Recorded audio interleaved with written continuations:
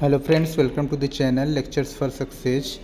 आज हम जो टॉपिक कवर करने वाले हैं वो है सूक्ष्म अर्थशास्त्र और समष्टि अर्थशास्त्र। मतलब व्यष्टि अर्थशास्त्र और समष्टि अर्थशास्त्र में एक्चुअल में क्या अंतर होता है उस चीज़ को अपन समझेंगे। मतलब माइक्रो इकोनॉमिक्स और मैक्रो इकोनॉमिक्स। आगे हम बात करते हैं कि इनकी परिभाषा या फिर हमें इसको कैसे परिभाषित कर सकते हैं।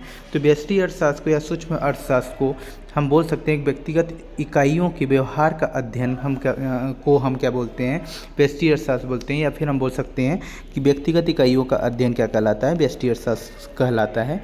साथ ही साथ समष्टि अर्थशास्त्र की जब हम बात करते हैं तो अर्थशास्त्र के समग्र पहलुओं का अध्ययन क्या कहलाता है, समष्टि अर्थशास्त्र। जब हम समग्र सारे वेरिएबल सारे चरों की बात करते हैं तो उसको हम सम्मिलित करते हैं समष्टि अर्थशास्त्र के रूप में। नेक्स्ट हम बात करते हैं अध्ययन का दायरा या फिर क्षेत्र। सूक्ष्म अर्थशास्त्र या फिर व्यष्टि अर्थशास्त्र का जो दायरा है वो सीमित है। हम देख सकते हैं सीमित क्षेत्र है, जैसे विशेष बाजार की हम बात कर सकते हैं। समष्टि अर्थशास्त्र या फिर हम बोल सकते हैं मैक्रो इकोनॉमिक्स, जो कि पूरी अर्थव्यवस्था की बात करता है, जिसमें हम पूरी अर्थव्यवस्था का अध्ययन करते हैं। तो दोनों में अगर कंपेयर करें तो सूक्ष्म अर्थशास्त्र छोटा है या फिर व्यक्तिगत इकाइयों का अध्ययन करता है, और समष्टि अर्थशास्त्र जो है समग्र इकाइयों का अध्ययन करता है। आगे हम बात करें मूल उद्देश्य। तो मूल उद्देश्य में हम देख सकते हैं कि सूक्ष्म अर्थशास्त्र एक्चुअल में अंतर है व्यष्टि और समष्टि अर्थशास्त्र में। तो आप ये टॉपिक इसमें जब अंतर लिखेंगे तो इसको बेस या आधार के रूप में आप देख सकते हैं, जैसे मूल उद्देश्य, प्रमुख प्रकार, परिभाषा, ये सारी चीज़ों को लेकर के। मूल उद्देश्य की हम बात करें तो सूक्ष्म अर्थशास्त्र जो होता है या फिर व्यष्टि अर्थशास्त्र संसाधनों का कुशल आवंटन की बात करता है। समष्टि अर्थशास्त्र जो होता है आर्थिक स्थिरता और विकास की बात करता है, जिसमें कि जीडीपी वगैरह सारी चीज़ें आती हैं। मेजर जो पॉलिसीज फॉर्मेशन होता है वो मैक्रो इकोनॉमिक्स में होता है। प्रमुख कारक की हम बात कर सकते हैं तो मेन फैक्टर्स कौन कौन से हैं सूक्ष्म अर्थशास्त्र या फिर व्यष्टि अर्थशास्त्र में? मांग और पूर्ति की है जो कि दो शक्तियाँ, बाजार की दो शक्तियों के रूप में हम देखते हैं। और समष्टि अर्थशास्त्र में कुल मांग और कुल पूर्ति, मतलब समग्र मांग और समग्र पूर्ति की हम बात करते हैं, जिसमें मैक्रो इकोनॉमिक्स में या फिर समष्टि अर्थशास्त्र में व्यक्तिगत नाम की कोई चीज़ नहीं होती है, जो भी होती है सारी समग्र होती है। नेक्स्ट हम बात करेंगे इसी में केंद्र बिंदु। तो केंद्र बिंदु की जब हम बात करते हैं व्यष्टि अर्थशास्त्र में व्यक्तिगत उपभोक्ता और उत्पादक जो होते हैं वो केंद्र बिंदु होते हैं। व्यष्टि अर्थशास्त्र के जो केंद्र बिंदु होते हैं व्यक्तिगत उपभोक्ता, व्यक्तिगत उत्पादक हो सकता है।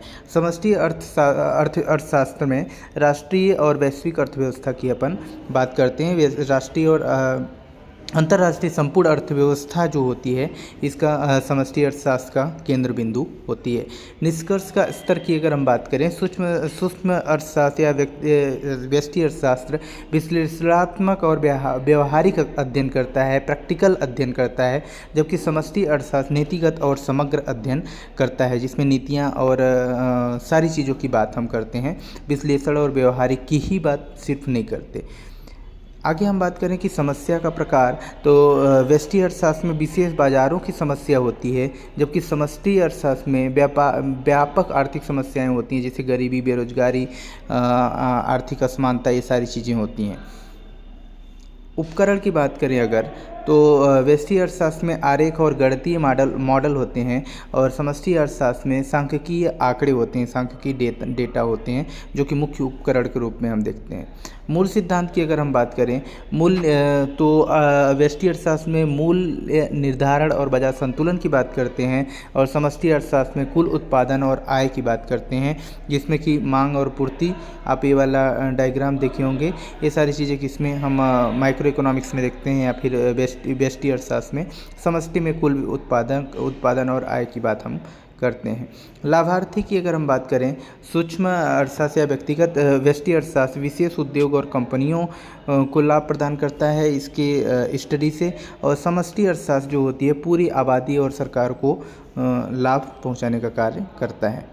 अवधारणा की गहराई की अगर हम बात करते हैं तो सूक्ष्म अर्थशास्त्र या व्यक्तिगत अर्थशास्त्र जो होता है, व्यष्टि अर्थशास्त्र व्यक्तिगत और आर्थिक क्रियाकलाप की बात करता है, जबकि समष्टि अर्थशास्त्र सामूहिक आर्थिक दृष्टिकोण की बात करता है। इसमें व्यक्ति विशेष को फोकस नहीं करता बल्कि समग्र की बात करता है। नियंत्रण उपाय की अगर हम बात करें, बाजार तंत्र व्यष्टि अर्थशास्त्र में, समष्टि अर्थशास्त्र सरकार की नीतियाँ।